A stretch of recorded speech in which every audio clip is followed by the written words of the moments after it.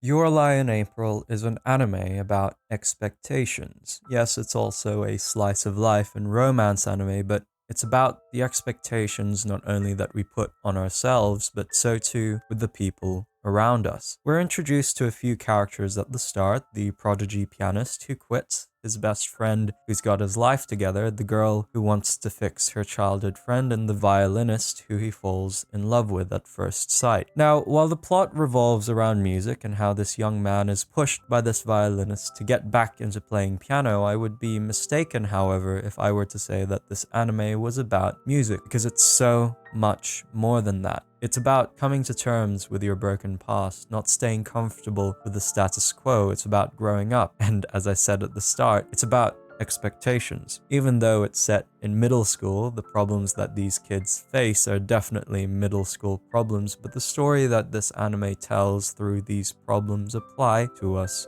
all. If you are to expect misery in your life, then of course you will not strive in strength or in love towards a talent, skill, or towards another person. If you are to expect the status quo, how will you adequately respond to drastic changes within such a state of affairs? God is sovereign, and what he has planned remains paramount, and if we are not sensitive to what he wants us to do in our life, if we are resistant to his will, and if we do not set aside our own desires, then we cannot function and properly flourish as human beings. When we are caught up in the expectations of others rather than doing things that God wants us to do, it's not conducive to human flourishing. The joy of the Lord will be my strength, right? So we should not be limited by the expectations of our family or peers, but to do out of love what God expects us to do. I'm so sorry I haven't talked about plot and that this video is all about themes, because I don't think I could adequately provide a summary of this anime's narrative to the point that it would persuade you to watch it. Hence why I want to focus on what God was telling me while I was rewatching Your Lie in April. It's so bright and creative in its animation and visual storytelling, alongside its wide cast of really likable characters. While there's a heck of a lot of classical music played, it's still able to communicate a great level of emotion. Another aspect of Your Lie in April that makes it a Christian anime is its treatment of art and service, and how should we navigate through that as human beings? Do we strive in our work and create art in service of ourselves? Well, that is the cringe liberal view that we should only do things because we want to. That's certainly not what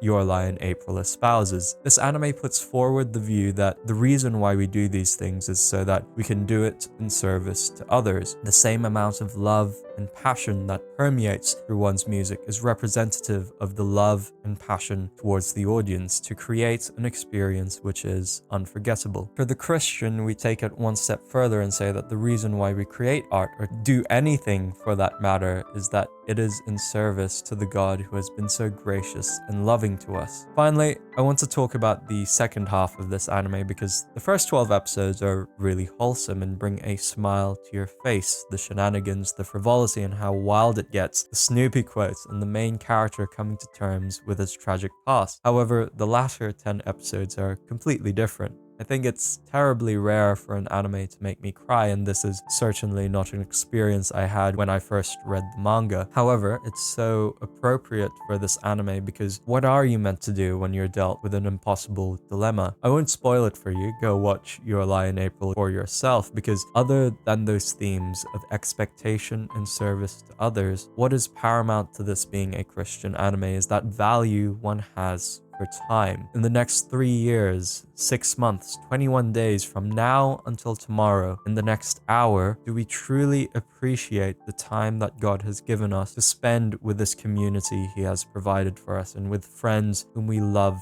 so dearly? How much do we take them for granted, and how does one manage having to lose them all? I think it's such a good reminder that only God can fully sustain us. So while we enjoy the gifts he has imparted upon us, we better be bloody well thankful for the things he's given us. The Lord giveth and he taketh away, and in keeping in our dependence on him, we must move forward in trust and faith. In the words of Peter Capaldi's Doctor, everything ends, and it's always sad, and it is with this sentiment that I'm happy to call Your Lie in April a Christian anime. Now, if you are interested in other romance anime that I've reviewed, I've done a video on Kaguya-sama, Love is War.